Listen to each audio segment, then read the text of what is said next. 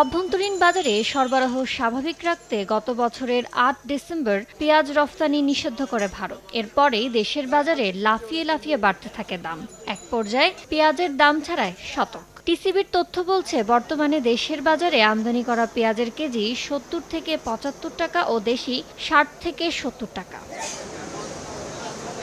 এমন পরিস্থিতিতে ২০২৩-২৪ মৌসুমে পেঁয়াজ উৎপাদন কম হওয়ার সত্ত্বেও ভারতের কেন্দ্রীয় সরকার বাংলাদেশ সহ ৬ দেশে পেঁয়াজ রফতানির অনুমতি দিয়েছে। সরকারি এক সংবাদ বিজ্ঞপ্তির বরাতে ভারতীয় সংবাদ মাধ্যম ইকোনমিক টাইমস জানায়, আন্তর্জাতিক বাজারে বাড়তি চাহিদা থাকায় বাংলাদেশ, সংযুক্ত আরব আমিরাত, ভুটান, বাহরাইন, মরিশাস ও শ্রীলঙ্কায় ৯৯,১৫০ টন পেঁয়াজ রফতানি করবে দেশটি।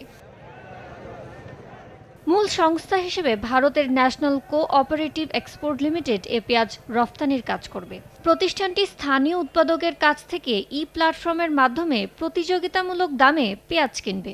এই পেঁয়াজ যেসব দেশ আমদানি করবে সেসব দেশগুলোর নির্দিষ্ট প্রতিষ্ঠান আলোচনা সাপেক্ষে দাম নির্ধারণ করবে। তবে এক্ষেত্রে পেঁয়াজের দাম অগ্রিম পরিশোধ করতে হবে।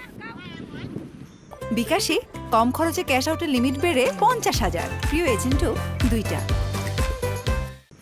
ভারতের সবচেয়ে বড় পেঁয়াজ উৎপাদনকারী রাজ্য মহারাষ্ট্র।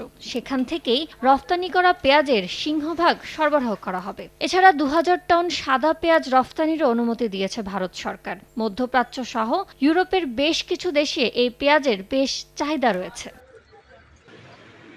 দেশের অভ্যন্তরীণ বাজারে পেঁয়াজের দাম স্থিতিশীল রাখতে রবি মৌসুমে ৫ লাখ টন পেঁয়াজ কেনার লক্ষ্যমাত্রা নির্ধারণ করেছে ভারত সরকার। তবে দেশটিতে চলমান নির্বাচনের মধ্যে বিদেশে পেঁয়াজ রফতানির বিষয়টি নিয়ে রাজনৈতিক অস্থিরতা তৈরি হবে কিনা তা নিয়ে প্রশ্ন উঠেছে বিভিন্ন মহলে।